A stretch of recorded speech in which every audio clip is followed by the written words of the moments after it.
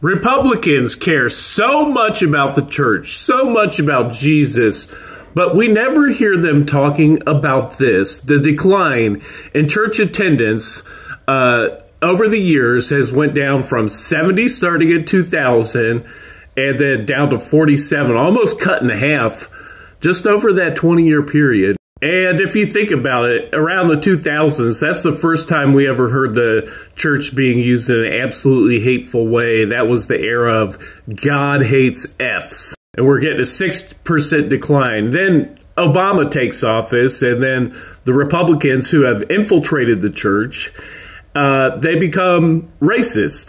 You start to get the birther movement, and Donald Trump on TV asking about Obama's birth certificate. Republicans start to affiliate themselves with white supremacy groups and hate groups. And in doing so, because they've infiltrated the church becomes associated with those things. And the decline in attendance accelerates. And in fact, during Trump's administration, it was the absolute worst decline, 10% just in his time in office.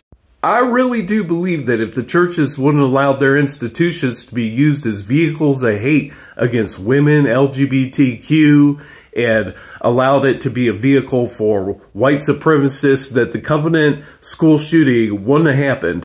Because I put myself in Audrey's shoes, and I'm thinking about it, geez, it's hard enough to be transgender in any school, but then in a Christian school, people are probably telling you, you're the devil, you need to convert. And with the Republicans infiltrating the churches like that, it's going to be worse in that environment. And that's combined with this person's living is making illustrations for children's books, and then half the society is telling this person that they can't even go and read the book they wrote to children. And we know that Audrey was having some emotional problems, seeing a psychologist. The red flag gun laws that Democrats have suggested would have kept the gun out of the shooter's hand. Plus, it looked like an assault-style rifle, so that's two ways that Democrats would have stopped it. And with the infiltrated churches, if the NRA's infected the Republican Party, that means they've infected the church. So I would expect to see much higher, Second Amendment kind of people in the church than anywhere else. Going back to that graph and the decline in church attendance, that started around the year 2000, and that's roughly the time that this sophisticated foreign attack began on America. Fox News was set up, Rupert Murdoch had moved and got kicked out of the UK, and settled down in the United States, bought a US citizenship illegally. He's the person we should be doing birther on. And so it began, the most sophisticated attack on a country that I've ever heard about. And it's absolutely genius. It almost goes back to the Communist Manifesto and the battle between capitalism and communism. That's why I suspect that somehow, some way, those Australian spies get funding from Russia. Because one of the arguments is that America is a newer society, and that some of the freedoms we have and the way we do things, it's not going to be durable and last a long time. So someone out there, probably Putin, but it could have also been someone else, said, well, why don't we just accelerate that and use these things to destroy America? And they're using extreme freedom of speech to say, well, hell, if you could have any freedom of speech, that includes the freedom to lie. And we could just translate Putin's propaganda and display it right on national TV. And you look at the top 5 persistent Russian misinformation campaigns, and what's one of the top ones? That LGBTQ is going to somehow destroy the Western society. You could see just how successful it is, right?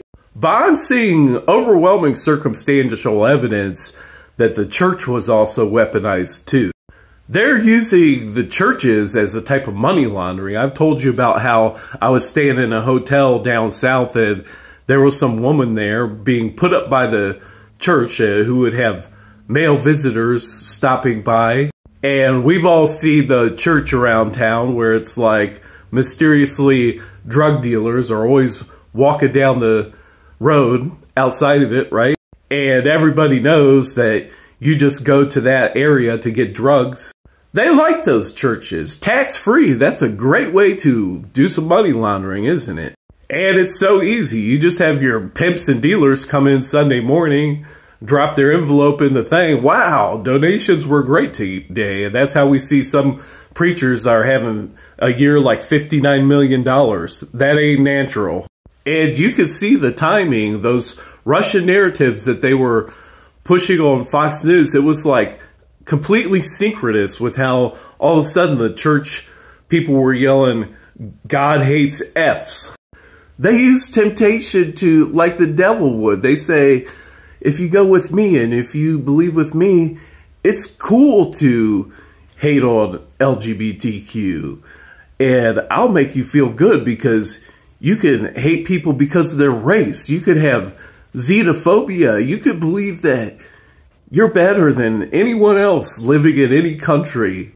When the highest teachings of all religions is the golden rule. I even have a song about that, right? It's almost like people traded their soul to the devil for this deal so that they could try to hold on to power, political power. And that's not the only sin. Now think about this. You know, you look at abortion, there's like this much in favor of abortion, but then it's contradicted in numbers where they have almost a recipe for a morning after pill. I would say that abortion isn't even in the Bible. It cancels out. But that's one of the main things that these supposedly Christian people are fighting for. Or you look at the idea of homosexuality. Again, there's like this little tiny nugget in the Bible. As far as sins go, they're actually ranked in priority in the Ten Commandments, and over top of it all is the golden rule. Homosexuality doesn't even make the list. I mean, lying's even worse than homosexuality. But what is the worst sin you could do besides breaking the golden rule, which they've already tricked you into doing if you're a Christian, most likely? The number one rule is place no God above Jesus. And we can blatantly see they've tricked many Christians out of the kingdom of heaven, if you believe in that type of thing, because they're putting themselves over the word of the Bible. They're saying, well, I don't like gays, and, you know, I feel like I'm going to go with this person and rearrange the structure of the Bible. And, you know, it's my belief that I wouldn't have been wanted to be aborted, so I'm going to restructure the Bible and put stuff in there that's not even in there. Putting myself above God, not to mention that people practically worship money, they worship the Republican Party, and they worship Donald Trump. So I don't think it's wrong for the FBI to target some churches, and that's a big conversation about one of the most sophisticated attacks I've ever seen. It's an attack, a foreign attack on the United States, and there's multiple moving pieces. We have ASPI, we have Fox News, and the churches being used simultaneously in synchronized fashion.